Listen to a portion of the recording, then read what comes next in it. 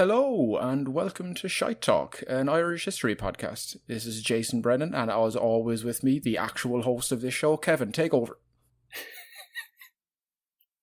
We're co-hosts. Yeah, but I don't want the hassle of having to do the intro. I just want to be the person to say hello, and then it's like you look. If you could see the two of us now, you look much more like a morning radio host. You've got a big, oversized mug of tea that's probably empty. Coffee. And it's just for show, just so you can sip and be like, "Tell me, so I believe, Kevin, you've written a book. Is that right? I think you have a funny story about a leopard and a shopping mall in Texas. Is that right? I thought it looked more is like... Is that what your agent just told me before the show started? Just for reference, it is a giant cup of coffee that's freshly filled. It is. Yeah. I don't think that the accent that you were doing and the type of show you were talking about represents what I look like right now. I look like someone who's about to go on to the Opie and Anthony show and ruin their career. I've got a baseball cap on backwards here. I've just shaved my giant beard. I'm looking like a child with something to say, though. Someone's going to test the system. Yeah, you look like you're going on to the Brogan experience. He just moved to Austin, actually, just there a few weeks ago. Well, hot dog. I know. I have a feeling I won't be, but never say never. Ask him. We'll do a promo swap with him. I think he could do with the numbers. We'll give Joe a boost. Is it true that I just read, as with all of my news, I just read a headline or a screenshot of a headline that said that Trump wanted to debate Biden on the Joe Rogan podcast? I don't know. I know that I saw a 2-minute clip of an interview he did with former MMA fighter and army man Tim Kennedy. He's based in Austin, where Kennedy was like, "Oh, you should get Trump and Biden on here," and I have a feeling that's maybe where that headline came from. Right. Even though I'm not watching that podcast because Tim Kennedy said some stupid things lately. not giving him Google it. Fair enough. I don't know if I told this story in this podcast before, but do you know? Yeah, Joe Biden is from Carlingford, or at least he claims heritage from Carlingford. Really? Yeah, because is that the most boring part of Ireland? Much like Delaware is the most boring part of America. Carlingford is interesting. It's like it's a small. It's got a lock, I believe. It's a small lock, yeah, but it's a small it was like a number one hotspot for smuggling back in the day, now it's a number one hotspot for hen stag parties. I could well believe both of those things. Yes, yeah, but what better way to smuggle guns and drugs than through hen and stag parties? Yeah, all these inflatable dildos are full of cocaine, and all of these bags of cocaine are full of bags of cocaine. Hold on a minute. He used to be, he came over to Ireland like a few years ago, and he stopped off in a pub that's like an institution on the way to Carlingford, and he stopped off there, and a couple of months after he left, the pub had to shut down, and the owner of the pub on Facebook put up a post talking about, "The banks have shut me down. Here I am, a family-run business. I've been operating in this area for generations. I'm a goddamn institution, and the robbing banks have shut me down." And then, I got like 12,000 likes. Isn't it horrible? What a bunch of crooks. Then it turned out that he actually got done because he hadn't been paying. He'd been paying all of his staff under the table, and he hadn't been declaring the tax for them. And that's what he got caught for. And I think the running theory is that it was because Biden was there that his security did like a background check. And even a cursory glance at the place would have been like, where they're like, "Who are the employees here? Why does that number not match up with the amount of people who are actually here?" How is it that you've only spent €500 this year on employees, on wages? Exactly, yeah. They were the first people to look at his books, and he done them all in crayon. But I don't know if that's true. Why would they rat him out?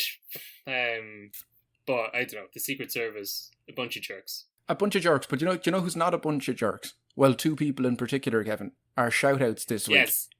Firstly, I woke up at 5 a.m. one morning, just checked my phone, and it's just an email saying two coffees donated by Dr. Mantis Toboggan. I was like, I kind of woke up late, fell back asleep, woke up later on. I was like, no, that was a dream. That wasn't, it was great. It was true. That was certainly the best name of the nation this week. And then the first person to donate money after last week was Brian McCormick, who I think is probably the same Brian McCormick stand-up comic from Limerick. I would believe so as well. And by I, do you mean the royal I, as in Jason just told you that directly before the podcast? Yes, exactly. That was your best guess. So thank you, Brian, and also Toboggan. Yes, thanks to the boys. Although I assume Mantis Toboggan is a man, but I don't want to guess. Don't gender Toboggan. But so if you want to be in with a chance to win this hot name spot, send us some money at buymeacoffee.com. Shy Talk History. Yeah, so this week's episode is, I won't give you much of a setup. It's about a woman called Peg Plunkett. Enjoy, and talk to you next week. Gather around now, you're in for a story. Old tales of lore, on search of a glory. The history and mystery of lads, lasses and all. Discoveries and voyages, the rise and the fall. Follow me now as we go back in time. We trace the steps of Irish lineage to find. Joseph from Carlisle and Catherine the Dawn. Guide you through the ways of Shine's. Today's story begins on today's date. What year, Kevin? What year? Yeah. Is it now? It is. It's this year. It starts by a Carlo born, Carlo bred, Brennan's bred, Dublin blossom, Texas taken, silver tongue, son of an old-fashioned era. Apologizing in advance. Is this your origin story? No, I just wanted to apologize in advance for the lack of clarification on most of the things in this upcoming story. Okay, so this is going to be a vague episode. Yes, for the most part. So it is your life story. Yeah, also I think because of the subject nature, I want to leave it vague so I don't get given out to afterwards. That's great. I have a good habit of, I'll mumble people's names, even people I've known for years. Sometimes I just get unsure of myself and I'll mumble their name just so that they're never sure if I was saying it right or not. I'm the same with like the partners of people I've met. That's exactly what yeah, mostly with people's girlfriends or boyfriends. I'll just sort of freak out for a second and think that I forgot their name, and I'll just be like, sure. Well, it's very it's always like, is it Brian or is it Ryan? And you're like, Brian. And there he is, Ern. Is it Christy? How are you anyway yourself now? How are you getting on? You were working in the job the last time I was talking to you. How's the legs? Still missing. Great stuff. Well, see you later. Well, Margaret Plunkett, or Peg, if you will, and I know you will, Kev. I will, of course. Obviously, if Margaret and Peg are the options, I'll be going with Peg. Yeah, well, because you're more than happy to accommodate an old pagan. So that's your parents listen to this. They won't get that reference. No, it means when you're it means when you're hanging out the clothes. Margaret Peg and Kev Larney Peg Plunkett was born in Delvin, Westmeath, in 1727, or in 1736, or in 1742. So I'm going to go with 1727. Okay, I thought you were going to get the split the difference or whatever. Any well, reason? I can do the split difference. So 1727 is the year that most people say, but the two right. people who have written books about Peg think differently. Francis Leeson thought 1736. What the hell what would they know? Yeah, who knows? Well, Julie Peakman thought 1742, and now they've both studied her far more than I have, and I think other people. So I don't know who to go with. So I think we split the difference and we say 1739. So I'm gonna go with that. That's I mean, when you throw an answer in there. Well, and then someone else would be researching and be like, well, Jason Brennan on this podcast said 1939, and he's studied this story more than I have, so I'm assuming he's hundreds correct. Of people believe it to be the earliest year, and then there's these two other people who've just randomly thrown out numbers, so I think it fairest to just split the difference of those two crazies and go with that number. So Peg was one of 8 siblings to have survived childhood out of 22 siblings. That is... That's, I know what you're thinking, Kev. Did they not have a TV? No, it was the 1700s. These people just had sex instead. They looked at fires crackling. But they lived in a nice country home, and it was in relative privilege in which they were raised compared to many Irish at the time. So They had a roof. They had a roof and shoes or leather, just sellotaped to their feet.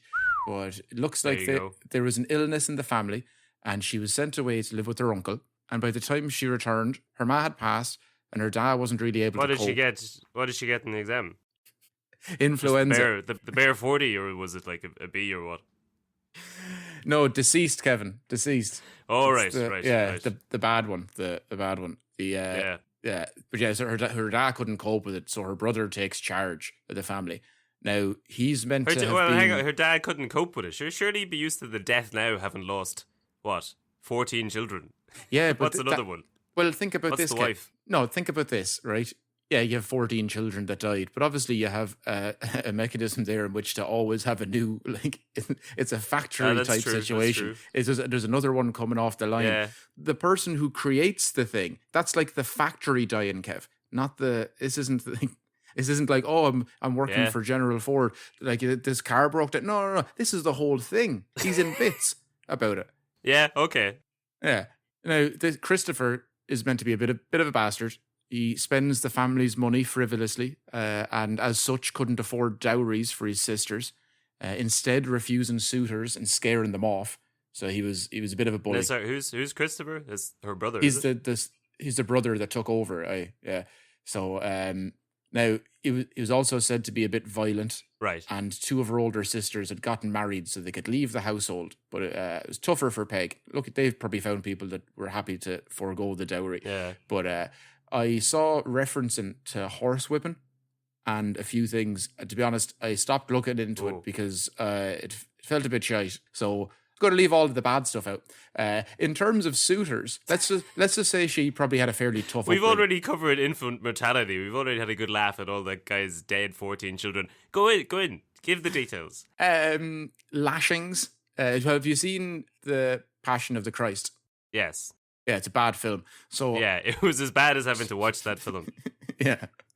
In terms of suitors, there was some old grocer at first, but this time she was fairly happy that that the brother had scared him off. I think she was fairly young at that time, which is probably the reason for it, because he was well older. But her dad seemingly stepped in here as well and was like, no, we can't be having this. But that's about the last time that happens. You can pretty much forget about him now. Right, he's gone. It's her story. You'll very rarely from this point onwards hear things about her family apart from bad things.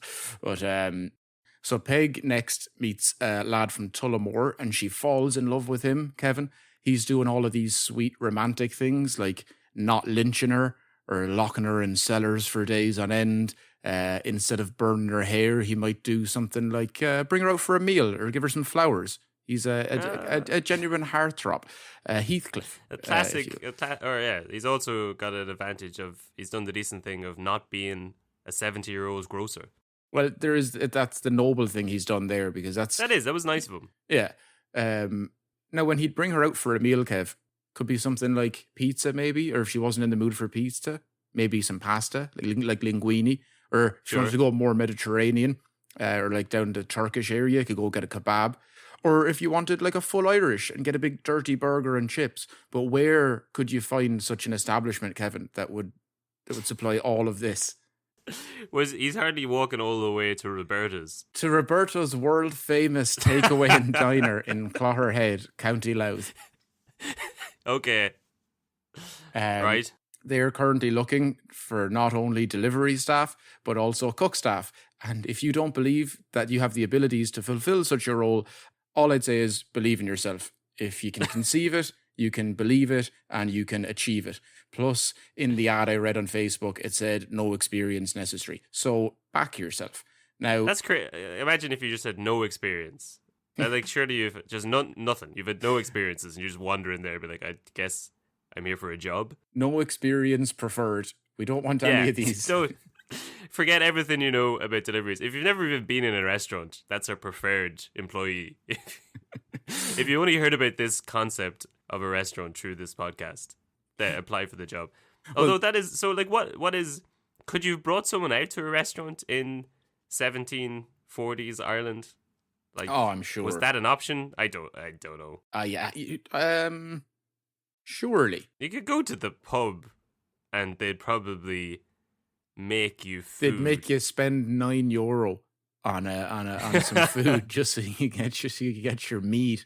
Yeah. Yeah. €9 on a sheep's head just so you could have your 4 pints of meat. But Peg, It must have just seemed like such a fanciful notion. If you just walked into someone's house, you're like, "How are you, Jason? Having your dinner? Can I have some? You give me some of your dinner, and I'll give you some of these shiny bits of metal. How about that?" I would prefer coins and not the droppings. No. You want this metal? Look at this now. It's called a euro, and in 250 years, we're going to join up with the Germans. And by God, What accent is this? it's every accent. It's a pan-Irish accent. That's what they sounded like in the 1700s. Have you never listened to any of their vinyls? That's what they're all like. Right. Oh yeah, I'm from Tullamore. Well, Peg eloped with this fella from Tullamore, Very which good. ended up with her being found at an inn with this fella and him jumping out through the window when her brothers and a few other lads showed up with guns. So he ran away and she never saw him again. Oh Yeah. no. But I do like So- that visual of him just out the window, gone. Yeah. No, darling, we're going to be here together forever. Just give me 2 seconds in the bathroom before we face your Sure. crazy brother and his men with all their might. And then she gives it half an hour. I open it up and just a curtain blowing in the wind. Yeah. Yeah. So they didn't elope so much as they just went to ride. Well, no, they were going to marry, I believe. And then obviously, Listen, Jason, you're not going to fall for that one. but she had to return with her to her brother. But soon she went to Dublin to visit one of her married sisters.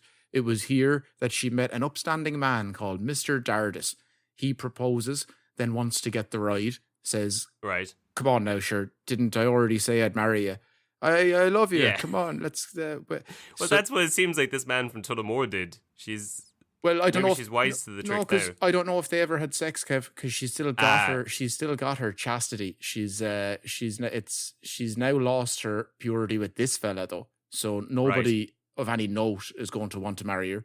How Mr. Dardis? What a scumbag. Well, I know, but I'm surprised you didn't just jump in, Kev, with your typical condescension of, "Oh well, Jason, I'm sure she could have lied and said she was a virgin." Oh yeah. But Sure. no, Kevin, she couldn't do that because she was pregnant. Oh yeah. Yeah. Now she That'll wouldn't. get you. She wouldn't blame him entirely, though, old Dardis, because she Well- was quoted as saying, "How can I call him seducer when I met the seduction halfway? Yet what reliance could I justly have on his honour when I had weakly given up my own?" So that's. Yeah. Yeah. I mean, it's just a real. I'm it's still. just- I'm still putting more of the blame on him. I'm gonna like. Yeah. It's It's just a really sad time where you just can't get the ride without. 2020 without Yeah, I contracting mean, COVID. it's not exactly gone away, but you just can't go get the ride without like having to bring honor into it. Yeah, without. Yeah. It's not a very honorable act on any part, you know. But like, it's the same. I don't know. It's like going to play tennis. You're not like, fuck, I give in and I played tennis and now I've lost my family honor.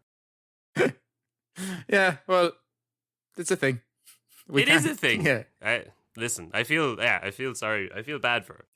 I don't know if it's a thing with today's youth, but we've been we're too old to know about what the teenagers and early 20-year-olds are doing.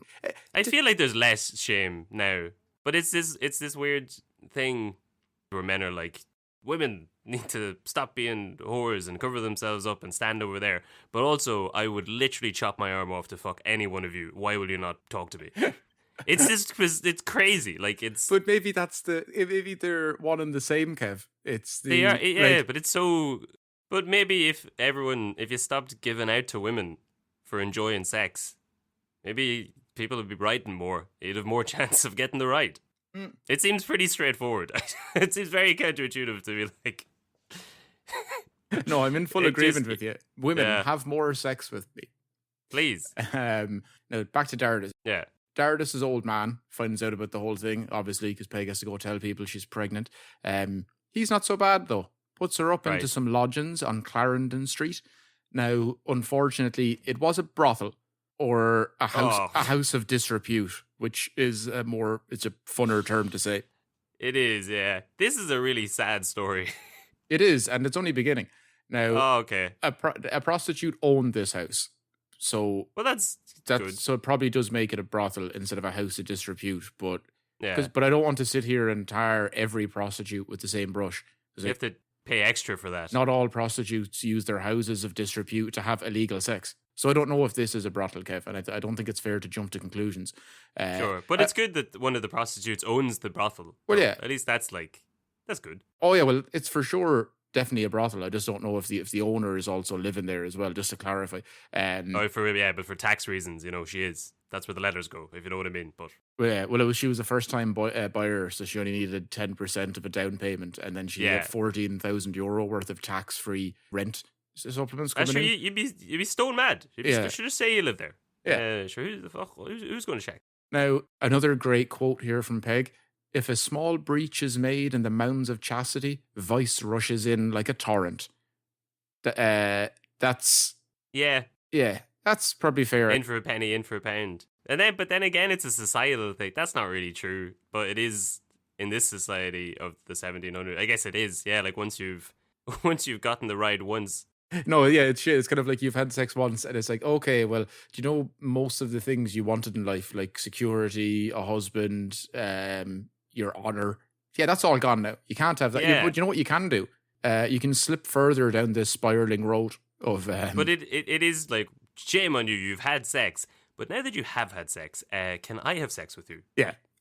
You just it doesn't make any sense. But now Peg's brother or brothers-in-law, possibly, hard to tell, but one of them found her at the house found her at this house of disrepute, and when the family found out about it, they washed their hands of her entirely. Now, well, I'm going to assume it was a Abe Simpson walk in the door, whistling, hat in the... what do you mean he found her in the brothel? What? That's... Yeah. I was only there to get directions of how to get away from there. But yeah, that's... isn't that a case... they do that in Mad Men, don't they? With maybe Pete Campbell. He has to get divorced because his... Spoilers for anyone who watches Mad Men. His wife's dad ends up being at the same brothel that he's at. And then he goes and tells the wife that he's been at the brothel. And you're like, how does it not come up that he's been at the brothel? Sure. And then I think Campbell even says it. He's like, yeah, but your dad was there as well. She's like, my father would never do such a thing. That's ridiculous. Yeah. So Dardis sends her up to Drogheda to have the kid in secret. Now, either the child dies or she left it with the nurse, having sold off most of her possessions to pay for the procedure. But surely Dardis would have paid, I would think. It's hard to know. But she tries to return home. Christopher, the bastard brother, won't let her in. Again, big bastard man. To be fair, neither of her sisters would as well. So, bastard men, Kevin. Yeah. Yeah. Now, if a morsel of bread would save me from death and destruction, I would refuse it to you. That's what they had said to her, which is, that's not great. Hang on, if a morsel of bread would save you from death and destruction, I would refuse it to you. No, it says, if a morsel of bread would save me from death and destruction, I would refuse it to you. So if my life was going to be absolutely fecked over completely and I'd die, and the only way to save myself was to give you a little bit of help, I wouldn't even do it. Oh. That's very spiteful. It is. It's not great now from your blood. Yeah. Especially when you have that brother that's probably made things quite difficult for you. But she returns to Dublin, broke as Befect and hungry as shite. I don't know why I wrote it like that. Was that your writing? For a second, I thought that was another one of her eloquent quotes. Obviously, you penned that? Sometimes I write things down here, and then just for convenience sake, as I research these stories, and then obviously skim read these things again over afterwards, and then forget to take out certain lines. So she returns to Dublin, now completely broke and particularly hungry. Change of fortune, though. It's too flat. There's no pizzazz. There isn't, no. How hungry is she? As shite. There we go.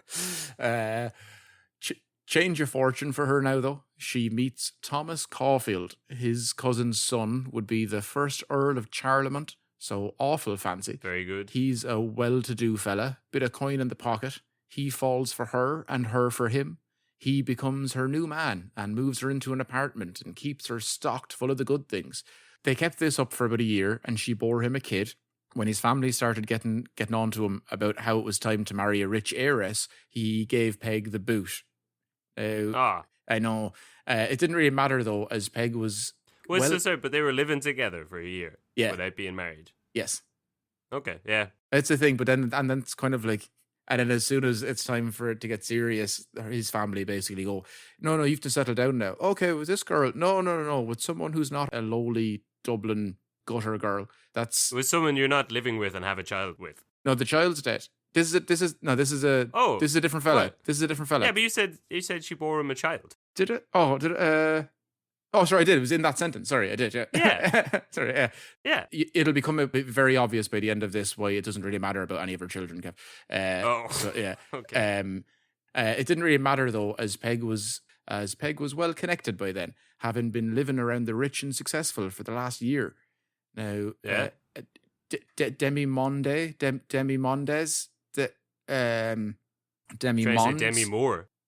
Yes. This story is about her and Ashton Kutcher's divorce, but I can't pronounce Demi Monde. People of slight disrepute, Kevin, on the edges of society. Right. Not vagrants, but most comics. You get the picture. They're kind of they're in like a purgatory, like a societal purgatory. They're in between. They're not outcasts. They're not accepted. Only for 7 minutes a day when they're on stage. You know the type because it's you. But she's kept up by Mr. Lawless and Mr. Jackson. Caulfield cuts her off financially. Not sure if that's because she's hanging out with people of disrepute, or obviously she's not with him anymore now. But again, she's broke. Once more, Kevin, childless, because the child has again sadly passed away.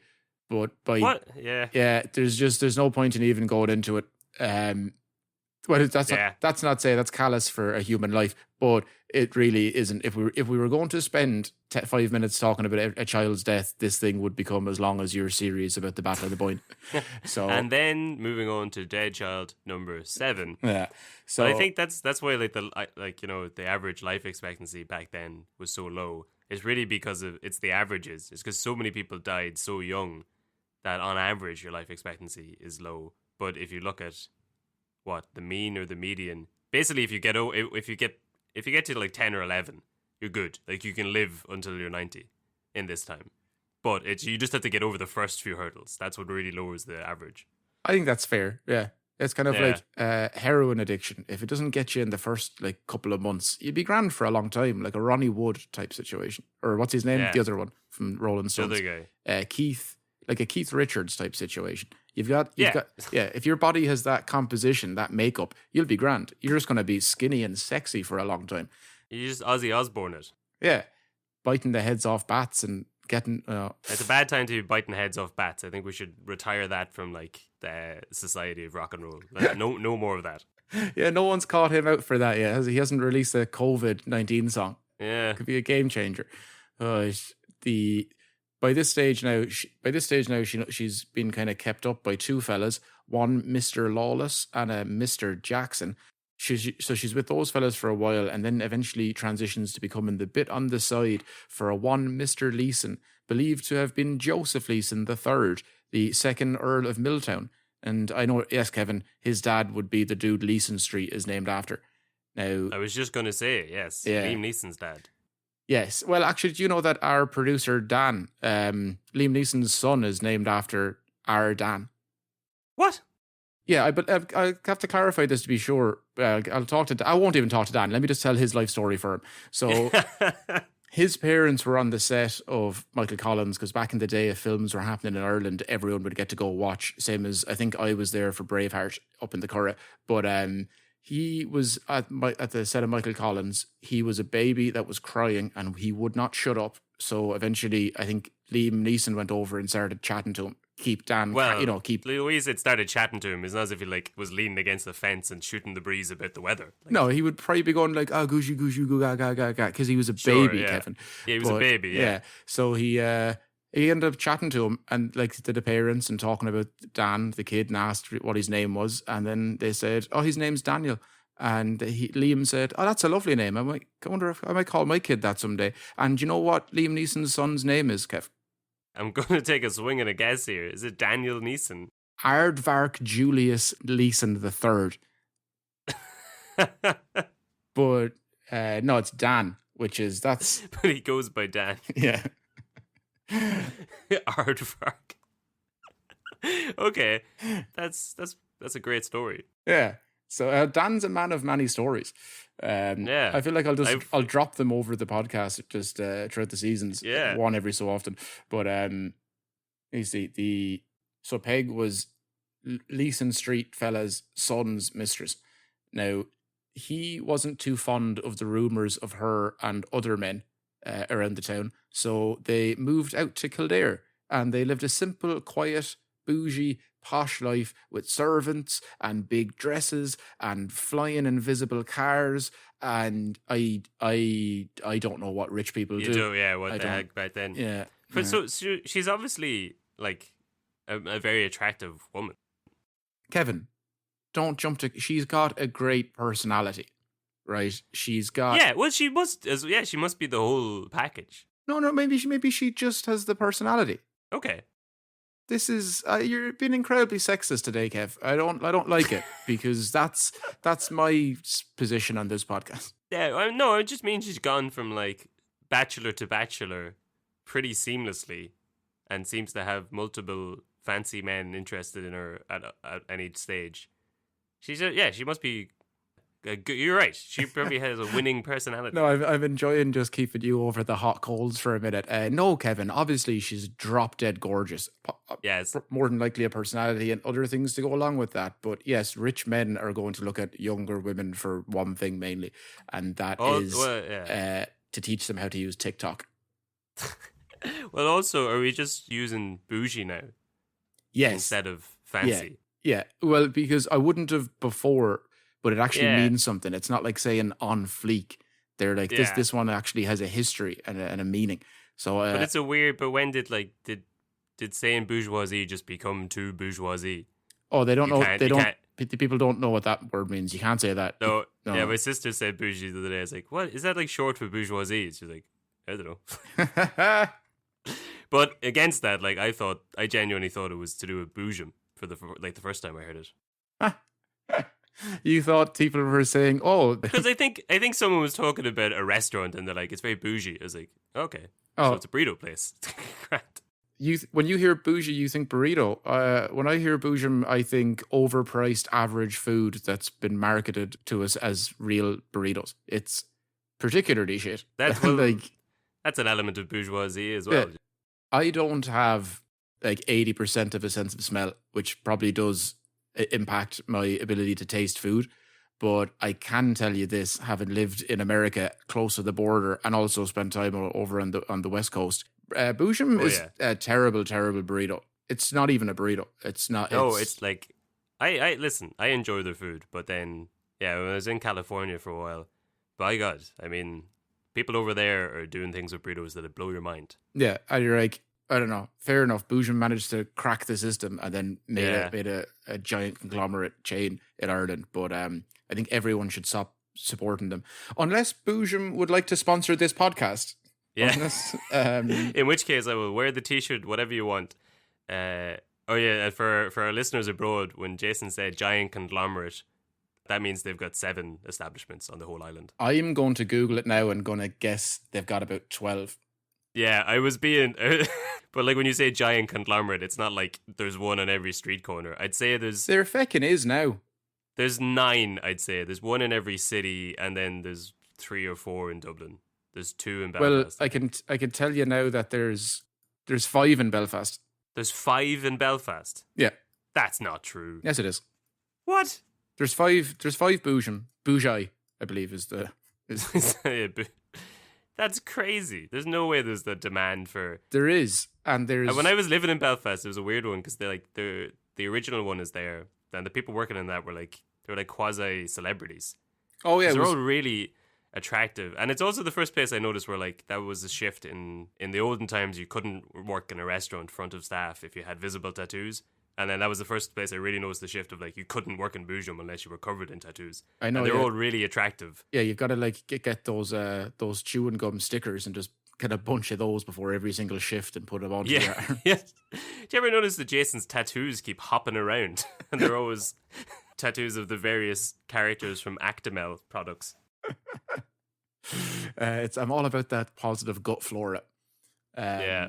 But also, yes, I think there's 20 plus Boojums in Ireland. Right. They're going through quite the boom. There you go. Well, okay, I'll take 20. Right, that is a crazy amount. That is more than I thought. Yeah. So she's up anyway. They're living in Kildare with Leeson. She took his last name, even though they were never married. That's a good trick. There's a tip for you ladies. If he's taking too long to propose, just change your name. Oh, just walk around and start calling yourself his wife. And and then, because the chances are, here's two things that are going to happen. People would be like, yeah, she's crazy because he was saying she's not even married to him. Or you could just be like, oh yeah, what's more likely? I lied about that, or he's just another bastard man out there trying to have sex outside of marriage with other women. I know who I'm going to believe. Oh, sure. Yeah. If he's like, well, we're not actually married. He's like, you scumbag. You absolute piece of... I can see the tan line around your wedding ring finger. Yeah. But they're never married. And after a year, his work meant that they had to move back to the city. And now Peg was living on the Ranelagh Road and getting rode by Buck Lawless and Mr. Jackson again. I'm guessing his name was Percy Jackson. I've no proof for that. I just like the name. So it's Buck Lawless and Percy Jackson. Regardless, though, Leeson... Was his name Buck Lawless? His name was Buck Lawless. He was a buck wild man. Now, while all of this was happening, Leeson hired a spy uncovering the dirty deeds, the dirty dealings, the dirty deedlings. She was riding the lads. He hired a PI, an 18th century private investigator. A penis investigator. Wait, by any chance was he from Bective? Have you finally done it? Are you finally telling the story of the Bective detective? This has been a long time. As much as coming. Right, this I'm going to say something very nice, but it could be taken in a very bad way. I love how I love how your brain works. That you can link back in your mind like that instantly, and I can at the same time understand it perfectly. But we're never going to be happy in life.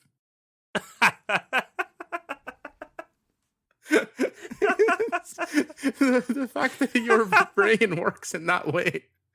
It means that you're just not compatible for most people. What a trade-off in life of like... Okay, so you'll never be content, but what we have given you, and this is a nice little feature, you'll be able to link up random words that rhyme, and it'll amuse you greatly.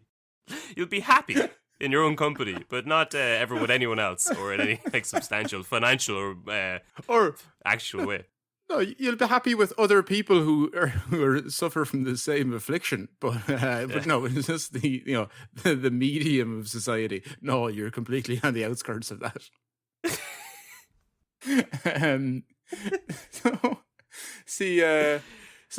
He's hired a detective to go down, a PI to go down there and to check out the dirty deeds that she's been doing cheap, Kevin. Or that's just I wanted an AC/DC reference maybe for the intro song. Very good. I doubt they were cheap. They were probably either free or cost an awful lot of money. Sure. She didn't care though about any of this because she was quoted as saying, "I was more distressed with the loss of his purse than the loss of his person." Because he gave her the boot obviously after he found out. Yeah. She's got a couple of good lines. She does. And of the relationship on a whole, she'd said, "I looked upon marriage merely as a human institution, calculated chiefly to fix the legitimization of children and oblige parents to bring them up and provide for them, to ascertain the descent of property and also to bind two persons together, even if they might be disgusted and heartily tired of one another." Which is... Yeah. That's what... So what's she saying there? That she just thinks that marriage is to make people stick around and raise children and pass property on, even after they realize that they don't really like each other. Yeah, no, like I'm in love with this woman. I'm like, this is this is pretty bang on. Yeah, I mean, like not even in a negative way. I realize it is negative things, but that is literally what it is. It's like a sort of societal framework that makes sure we raise children. Yeah. Oh no, like and it's kind of tied up in religion and love and films and stuff. That's what it's for. But it's, you find people who don't care about those things, and they're like, well, if you're lucky enough to meet them earlier in your life, like I know people who, you know, this idea of retiring by 35 type situation. Yeah, like I've met a lot of people over the years who go against that traditional, like, let's save up a load of money and spend it all on one big day or a weekend to get married. Let's buy a house. Let's do all these things. Right? No, let's work for a few years. Let's travel the world. Let's do whatever we want and not tie ourselves down. And if it doesn't work out in the long run, feck it, we'll stay friends. But the there was the massages at the time, or a term for prostitutes back then in the day in Dublin would have been a perfect enjoyment, was actually the term for a happy ending. Oh, yeah. Okay. So that's a nice little twist. So you'd walk into a massage parlor and you'd say, I want a massage with perfect enjoyment, please. Or maybe... And then they'd say, they don't work out. I think they might say, would you like that with perfect enjoyment? And then the Irish lad would have to say, no, you're grand. No, seriously. I wouldn't want to trouble you. No, not at all. Well, sure, if you're offering. Are you really sure? Honestly, for serious. No, but... do you want a hand? Can I do anything for you? Yeah? Okay. Yeah, go on. And then you'd have your cup of tea and all would be grand. Yeah. Speaking of tea, I was rereading On the Road the other day, the Jack Kerouac book. Yeah. Tea was a reference for weed at the time. Did you know that? For the marijuana. No. Yeah. And that seems needlessly confusing, though. It is, and it's kind of like, I wonder if that's why people have consistently been giving me Barry's in my bags of hash. Yeah, maybe. That's why you've gotten ripped off so many times. Feel like it. Yeah. So the whole, she's 100% right about marriage, and if she existed today, I would agree with her, so much so that she would probably change my opinion on marriage, and then I would want to marry her, and then the relationship would end. It's a weird catch-22. Yeah, it's such a 21st century romance. But lucky enough for her, Buckster Lawless was part of a noble family, or at least related to some noble folk, and got some rich dead relative money. He was already connected in the social scenes, so they start going out, and she's back on top in more ways than one, Kevin. But there you go. Now, also, I didn't mention this earlier, but there's a guy, one of the hairdressers in Dundalk is called Bucky Lawless. You know, you've referenced this before. Yeah. Okay. Yeah. Sure. It's just an oddly. I did not think that was a name that would appear twice in the history of anything. Well, how old was he? Do you think he was 250 years old? Yeah, that's what I'm trying to think. I was doing the maths here. I was sketching it. Yeah, he was an old man, you know. I don't know if he was 200, but now Buckington Lawless was meant to be a pretty jealous man. She was too, though, to be fair, old Peg, or at least they got into fights over his jealousy, about their own jealousies over the years. Well, because it sounds like she's very sex positive and not the jealous type. Yeah, but I think it's one. Who knows? He was jealous. Maybe they just say she was jealous too. Sounds like she didn't give a shit about anyone. Yeah, it does seem like that. But she, I don't know why, if it was just him or even if it was the two of them. But I don't know why either of them would be jealous, because they have 5 kids together in 5 years. Although she does write of his jealousy, if at the play I even accepted an orange or returned a salute from a gentleman, he immediately insisted on our return home, though the performance was not half over. That is... What is that?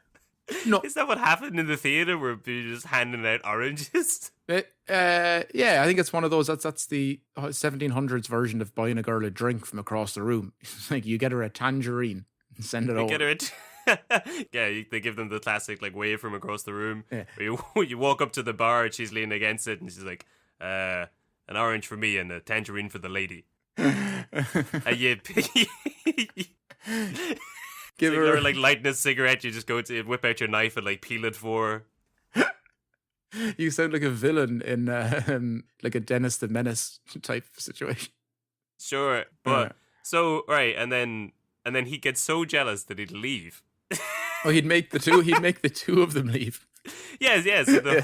They just leave the theater. You're saying that's crazy. You've definitely seen that happen in life in recent years. I've definitely seen stuff like that happen. Yeah. Okay. Yeah. I've seen some. Also, as a lads, don't be hitting on women at concerts and stuff. If that's not fair. That's not reasonable. It's a good time to do it because you're that you have something in common with someone. Oh, you like this artist and this particular thing? Cool, that's a talking point. That's awesome.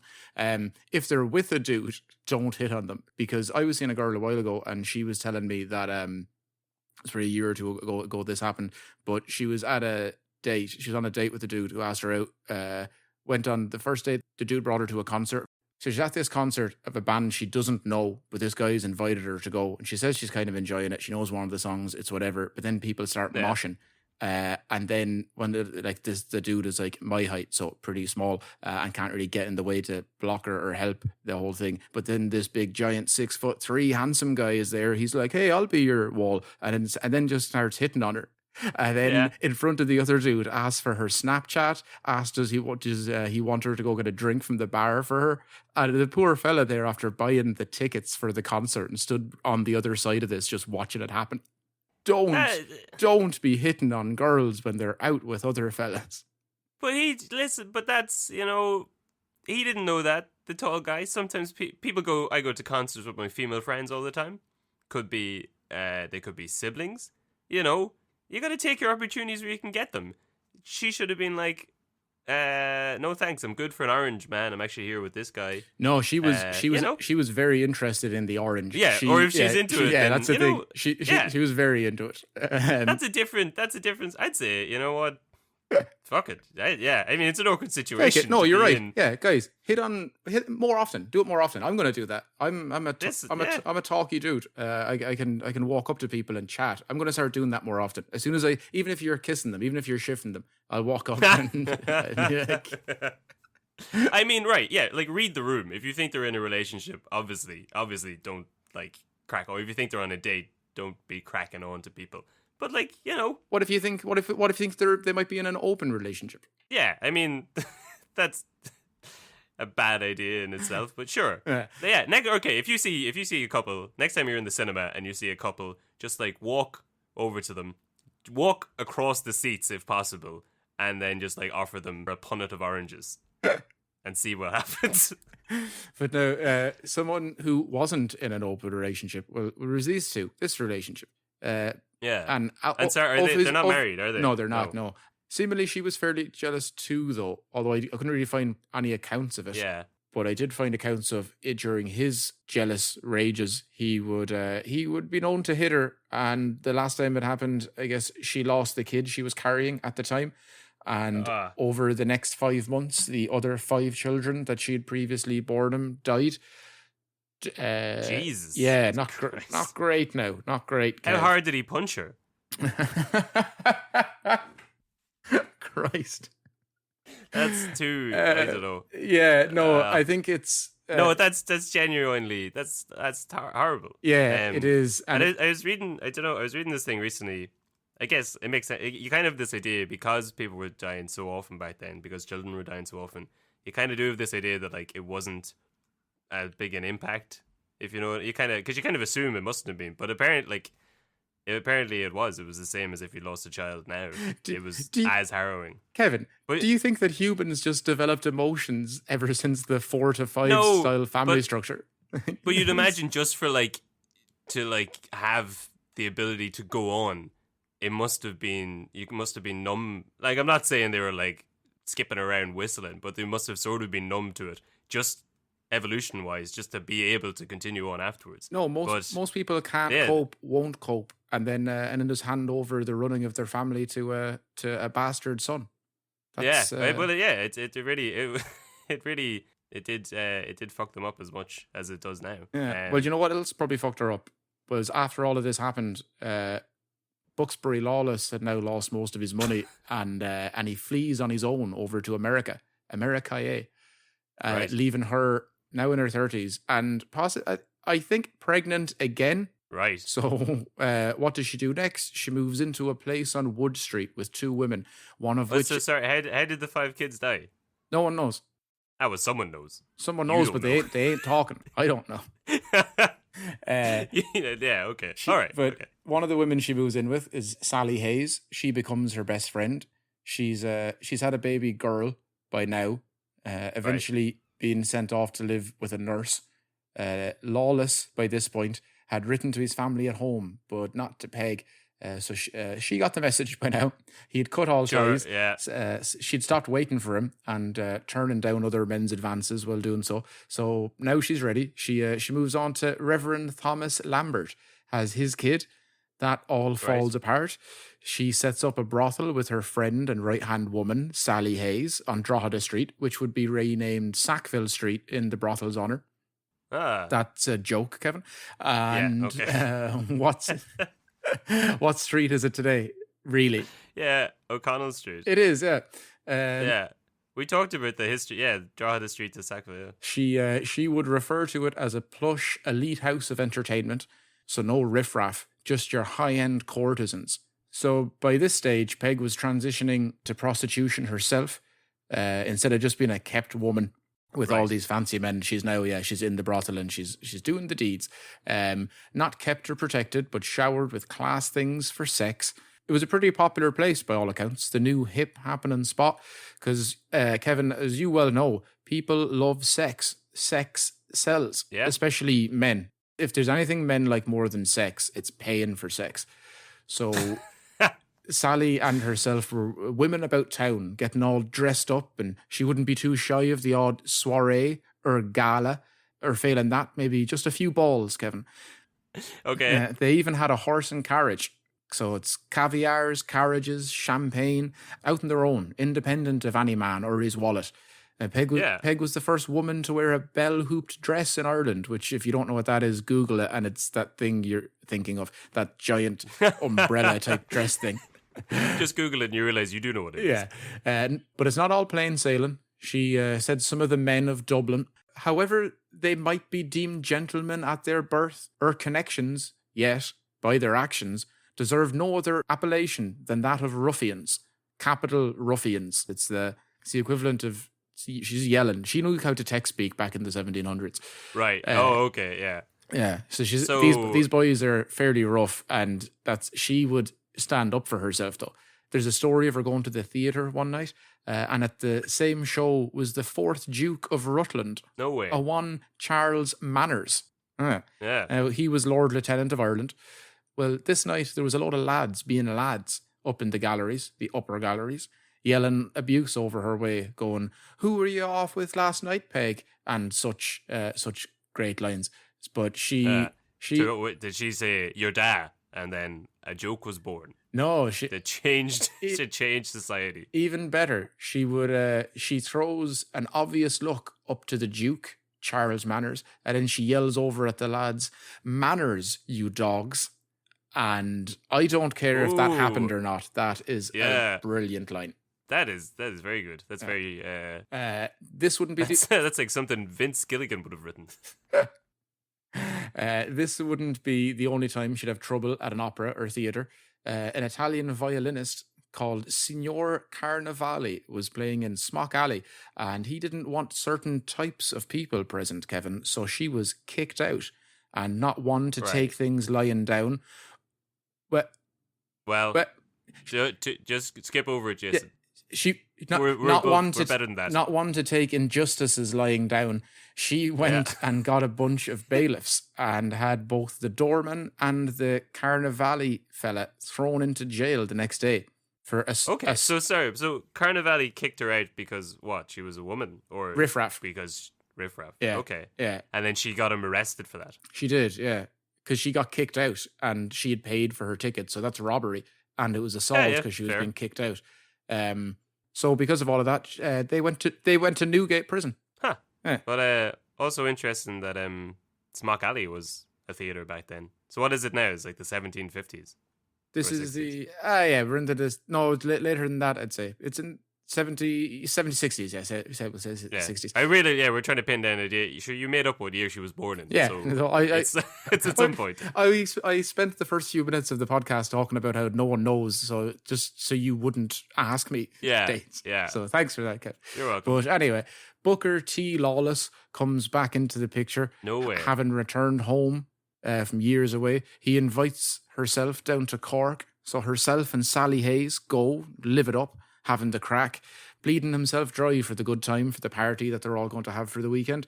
But also a bit of a, what sort of a move is that? Like, he came back, hadn't seen her for years after running out on her, and then he doesn't even go see her. He just sends her a letter being like, "Do you want to come to Cork?" Yeah, I think that's do you know a what? bit Low, but listen, that's what we've expected from Buckometer at this stage. I don't see a problem with it, but in the eyes of many, maybe they'd look at Buckfast here and think that he's in the wrong.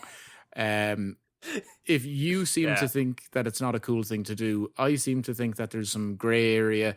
I've been notoriously single for the last multiple years.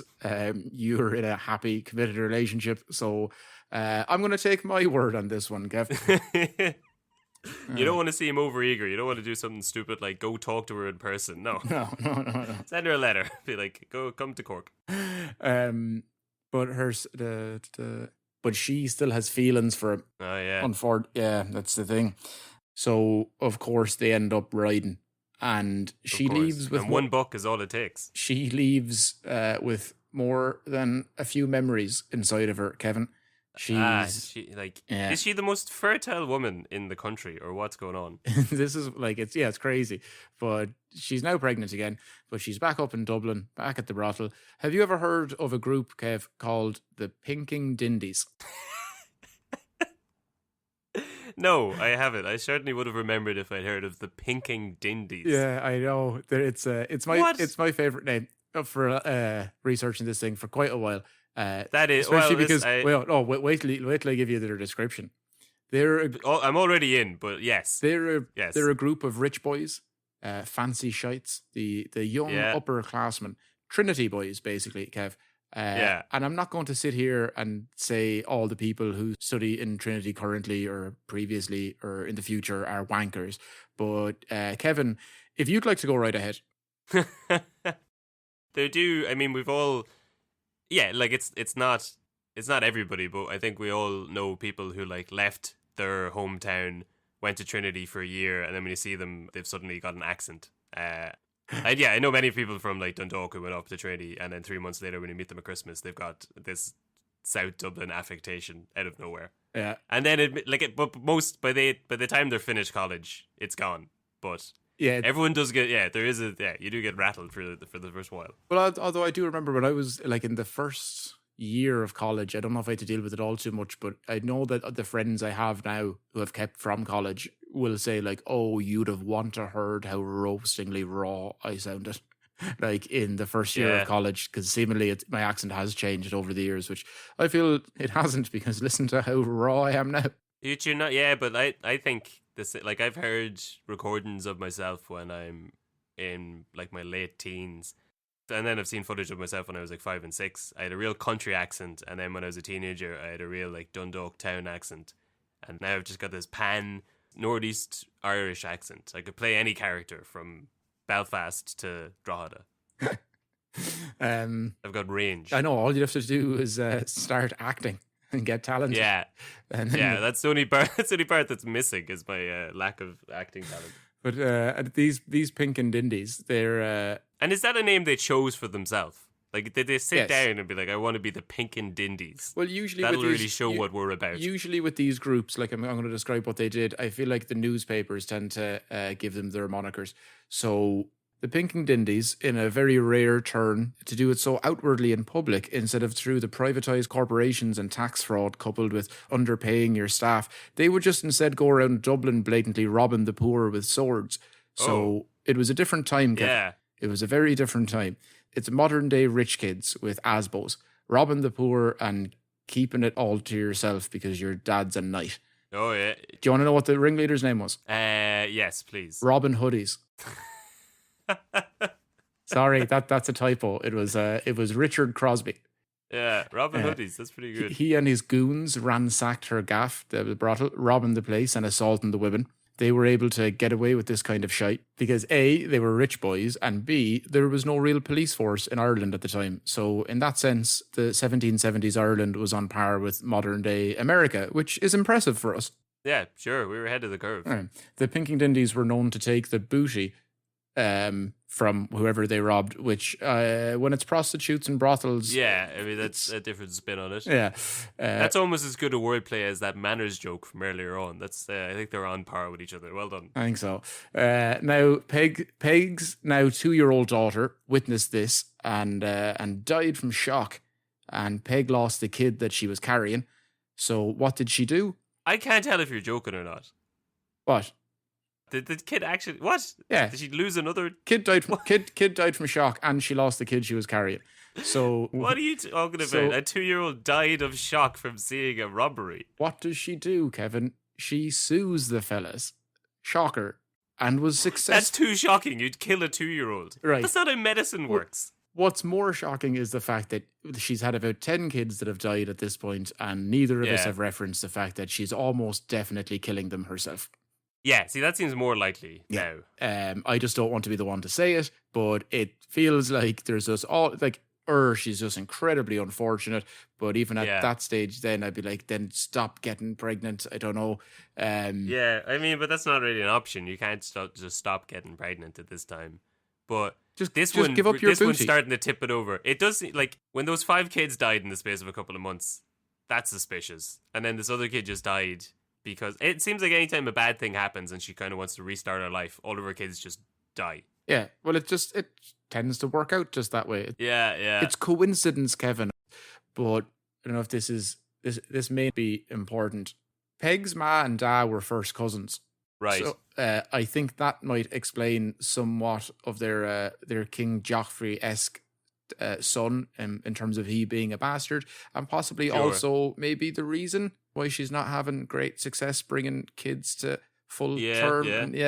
I mean, your genes probably are not the best if you're from a lineage of incest. No, you're getting them from pennies and not Levi's.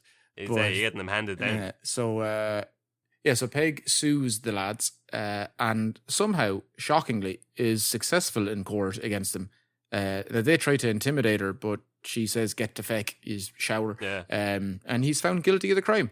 And Richard, whatever. Crosby. Yeah. So now he could have been hung, but by all accounts was more. It was a 4 or 5 inch. Yeah, that was my joke. There you go. Yeah. But however, with the prospect of being hung, hanged, having your neck snapped, looming large, Peg actually sent him to jail instead. Okay. So she was, that was sound of her. So, yeah, I guess you did say there's no police force at the time, but it seems like there's no judicial force. No, yeah, it's nothing. So, but like, so your business gets robbed, and instead of the people getting arrested, you have to sue them. And then Peg gets to decide if he gets killed or sent to jail? I like that system. I don't know. I mean, it's these fun. Sort of things shouldn't be. It is fun, but like... Oh, but I'll give you a quick side note here. Because his brother, Sir Edward Crosby, was executed for treason after people said he led a bunch of rebels in Carlow during the failed 1798 rebellion. It's suggested that this was a miscarriage of justice, but if he wasn't part of the rebels and they killed him, I'm probably okay with it. Like, it's... So you think he should have been killed for not being part of the rebellion? Either way, I think he should have been killed. Because okay. Second side note, same Crosby. He was the first Irishman to ever fly. He took a hot air balloon from Ranelagh all the way to Clontarf, Dublin, in 1785. Third side note, there's still. Wait, so sorry, this is the brother. Yes. What a life he's lived. I know. And he actually has a statue in Ranelagh in the gardens up there. I'm not going to sit here and tell you to deface that statue, but... Why do you hate it? What's the third point about him? Why do you hate him so much? It seems all he's done is fly in an air balloon, have a bad brother, and then get executed. Yeah. Okay. I have a feeling that there is a reason why I did want him killed. I think you just don't like him because he's a famous fella from Carlow. and you don't want the competition.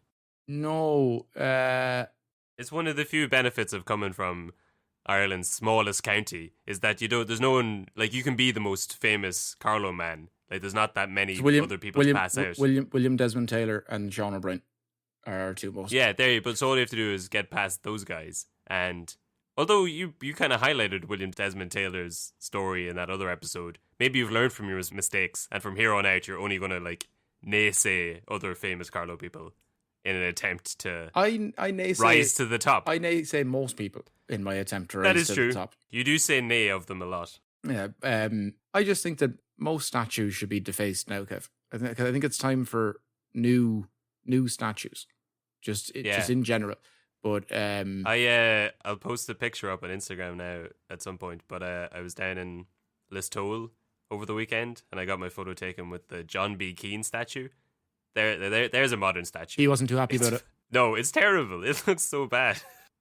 Have you seen it? I have not actually. No, it's a it looks like, imagine the pose of like trying to hail a taxi, or when someone's dropped their hat and you're trying to signal them. It looks weird. Okay, I'll have to check it out. I do want to just touch on that guy again for a second, but I want him dead because they said he committed treason by leading the rebels into Carlow, and then it became obvious afterwards that he actually didn't do that. So right. In that sense, he's not helping the rebels. So I do want him dead. Okay. Well, good for you. He is dead.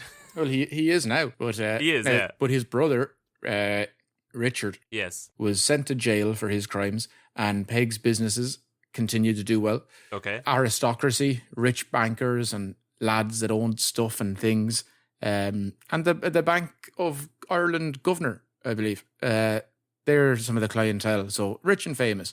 Okay. I feel like there was a low bar there for like guys who own things. Yeah, the aristocracy, the wealthy bank owners, and then the people who own things are three different classes of high living. But yes, I think the bankers, the aristocracy are all part of the same. And then if you can own things, you're part of the you're part of the bourgeoisie. You're definitely not part of the proletariat, Kevin.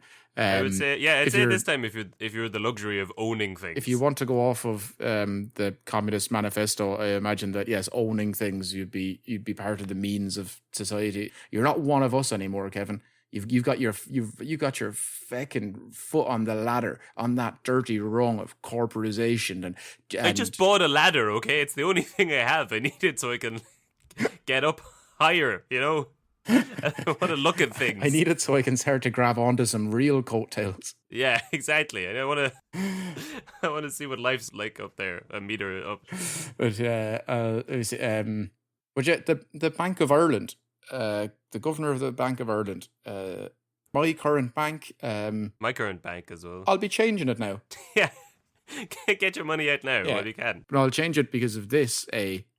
Bad men. I don't want the people in charge of my money to be. I actually don't mind as people in charge of money are out seeing prostitutes. But B, I'm going to change my bank because they sent me an email last month saying that they're officially taking me off my student deal. Oh. Yeah. Now, it's been a good 8 years, so it's probably about time. But this will be the first time ever where I have to pay a fee to have a bank. So I'm just changing. I'm changing banks to somewhere that doesn't do fees. Have you responded to the email? No. Just email them back and say you're still a student. Now we'll see. No, because they've genuinely they don't. Fair. I'm a student of life, Kevin. A student of the world. You never stop learning. They won't ask for credentials or anything. Just say you're in college still. Say you're in America studying something. Or technically, I am actually studying something. Yeah, that's a good point. They don't care. Or I could get back to them saying, if you think of taking me off that student deal, I'm letting it out about your former governor, the filth merchant. But I would love if that was the scandal that like brought them down. But all of these lads who are coming to the brothel, fancy fellas, Duke of Leinster, Duke of Rutland, Duke Nukem. It's fair to say she. Okay, I knew I'd get you with that one. Now, Lawless had moved to London by this time, had told Peg to come visit him, only for her to find out that he was off with other women. So she came home, not before deeply offending a Prince Regent, once by following him into a suit shop and ordering the same waistcoat he wanted for her shoemaker, which is, that's a slight if ever I heard one. Yeah, she's pretty womaning him. And another time by riding alongside him on a horse while he was in a carriage, not giving him enough space / respect on the road. Yes. Yes. And so where was he the Prince Regent of? Some bollocks part of England. But the brothel would have moved around a bit with locations on Wood Street, a beautiful location for a brothel. But was it some sort of bang bus? What do you mean it moved around? It was, you can move a brothel. It's just all you need is you'd call up Mattress Mick and say, right, yeah. I need about 40 beds. But yeah, so the brothel would have been on Wood Street first. Then it was up in Grafton Street. That was good. That was a good location. Eventually it was on Pitt Street. It was actually on the site of the Westbury Hotel. The one. Oh, yeah, okay. Which is pretty cool. But yeah. And Dublin's Royal Barracks would have been nearby, so girls were kept busy. Sure, yes. Peg would use her financial security to help the girls who'd been kind of fecked over by the rich bastard men, like she had been throughout her life. So looking after these women, like a mama bear. Yeah. But do you remember the name of the dude she looked up at in the opera when all the lads were yelling at her? Manners, yeah. Because I was going to say, have you forgotten your manners? But no. Seemingly he married her. Supposedly put her on a government pension under a pseudonym. Wait, what? The Lord Lieutenant married her? Yes. Okay. The Lieutenant of Ireland, yeah. He marries her, supposedly puts her on a secret private government pension under a pseudonym. And it's good to know nothing's ever changed in Ireland. But Peg would later she would be slightly remiss of her lovers, saying, "There's not creatures of the 4-footed description who would go indiscriminately from male to male." Sorry, run that by me again. Half the time I can't.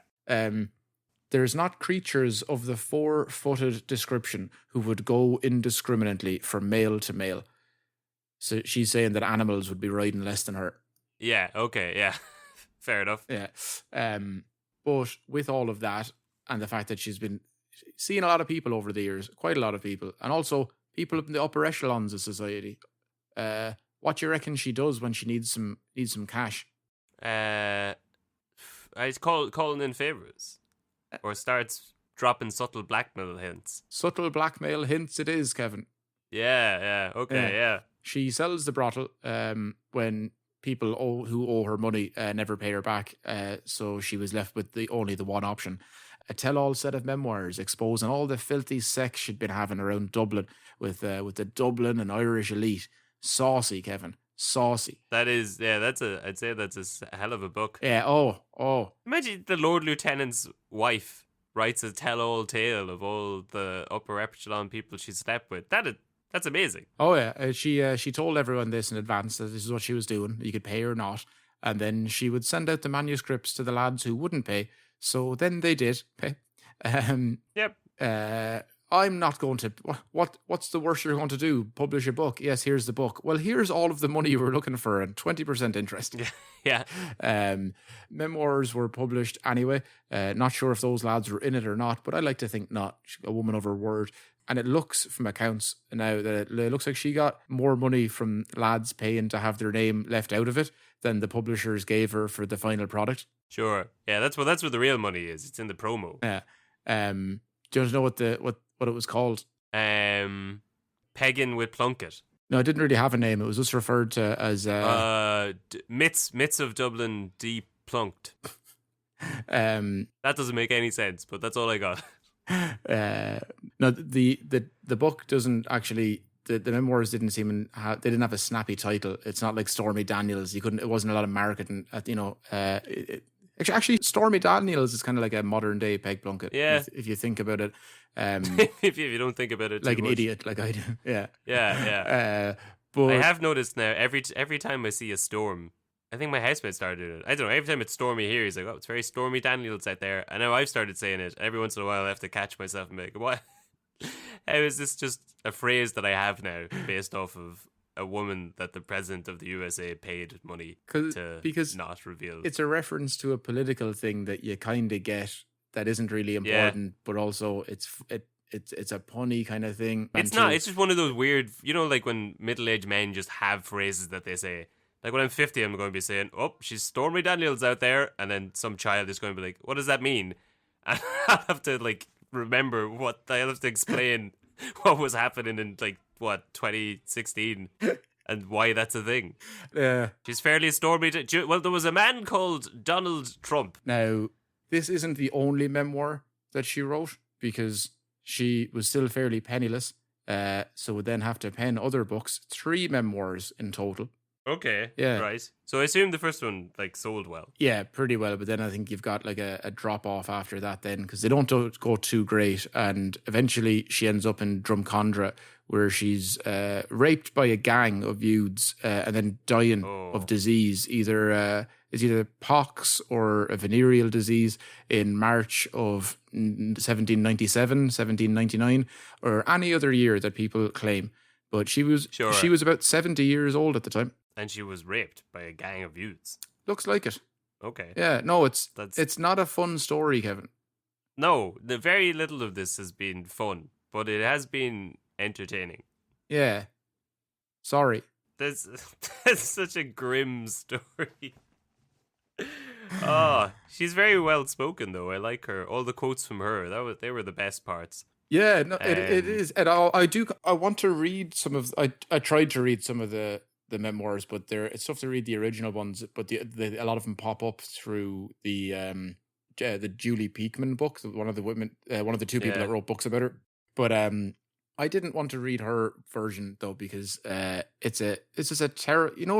Don't judge a book by its cover or by its title, but also you should have to put more effort in. Her book is called Peg Plunkett, Memoirs of a Whore. That's not great. No. What's this episode going to be called? This is your chance now, do her. I'm going to let it be known that Kevin will be picking the title of this episode, so that I don't get in trouble when I eventually write the title of this episode. Sure. You'd imagine, it seems like she just had I'm going to assume she wasn't killing her children, and if that was the case, it just seems she had a normal attitude towards sex and relationships. So it would be like if many people from this day were just somehow transported back to the 1700s, and it'd be rough. It'd be a rough time of it. I think that I agree with everything that you said there, but also I think she killed her children. Yeah, I mean, I don't know. I don't want to besmirch her on that. But there's a lot of dead children in this story. I do apologize though, because I think we did start this by going, we've been doing too many serious stories now recently. Too many. We need to do a nice, lighthearted, comedic story that will just get people feeling better on a Tuesday morning. But enjoy the rest of your miserable weeks, you shower. Well, do you reckon she was related to Oliver Plunkett? I doubt it. I don't know. Well, I mean, I think Plunkett was a big enough name. I doubt it just in the turn. It would have came up in my research of this. But now she might be related, but one of those relationships that doesn't really mean anything. Like you're the second cousin, or you're like the first cousin once removed, or you're their daughter or son. It's not really that important to a family tree. Yeah. Oh yeah. I'd sure I'd say, well, there would have been 100 years apart, but maybe she was some descendant of his. Sure, look. I'm just looking at a picture over here. She's a bit of a ride. Oh, she is. No, in fairness, you would. I mean, if she wasn't 400 years old. No, the charcoal drawings I've seen of her have been, saucy. Yeah, pretty raunchy. Right. But yeah, no, that's us for this week. We'll be back again next week. That was a very interesting story. A very interesting look into the 1700 brothels. Next week I'll have a proper fun story where it'll be a woman who's not a prostitute or being murdered or no, I don't want to pigeon myself. I don't want to that's. Because they're interesting stories. I don't want to, yeah. What if I come across a really interesting story of a prostitute being murdered in Dublin? I'm not going to not do it. I can't not do it because people want to hear these stories. Yeah. Yeah, I want to hear them. Yeah. But, right, grand. Well, sure, we'll talk to you all next week. Yeah, good luck. Shafter. All right.